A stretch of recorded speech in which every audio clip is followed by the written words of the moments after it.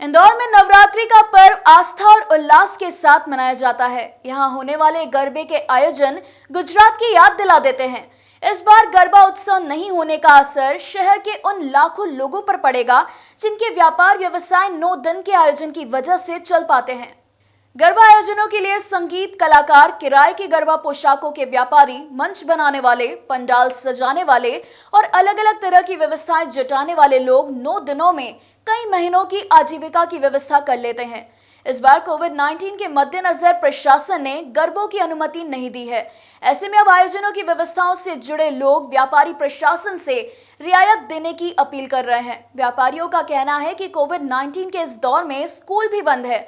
ऐसे में स्कूलों के एनुअल आयोजन में लगने वाली ड्रेसेस इस बार रेंट पर नहीं जा पाई है। अब गरबा का आयोजन नहीं होने से व्यापारियों के सामने दोहरी दुविधा आन पड़ी है, क्योंकि दुकानों का किराया, कर्मचारियों की सैलरी और बिजली का बिल सहित अन्य खर्चे निकालना उनके लिए अब मुश्किल हो रहा है। नवरात्रि के अंदर हमें जो उम्मीद थी कि सब ठीक हो जाएगा और शासन जो है नव दुर्गा उत्सव मनाने की अनुमति तो देगा, साथ में गरबे के लिए भी वो परमिशन जारी करेंगे और उसको लेके हमें इंतज़ार था। तो 15 अक्टूबर की जो गाइडलाइन दी गई थी और अभी आज ही के पेपर में मैंने पढ़ा कि उसकी कोई परमिशन अभी शासन जारी नहीं कर रहा है। सिर्फ मूर्ति स्थापना और छोटे पांडालों को लेकर ही बोले गाइडलाइन दी गई है कि आप इस प्रकार नव दुर्गा उत्सव मना सकते हैं, लेकिन हमारा जो वर्क है वो गरबे के ऊपर काफ़ी डिपेंड करता है।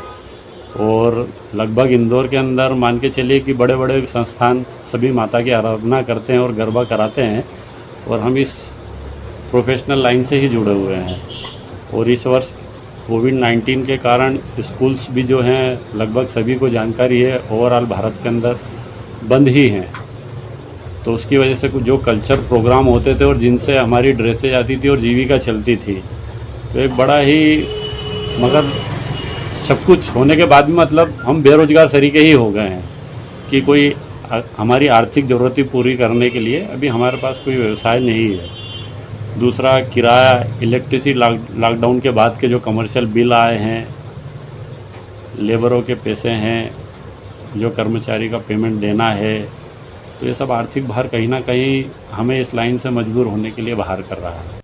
बहरहाल अब व्यापारी प्रशासन से ही अपनी परेशानी को खत्म करने की अपील कर रहे हैं। Bureau report, Khabarban news, Indore.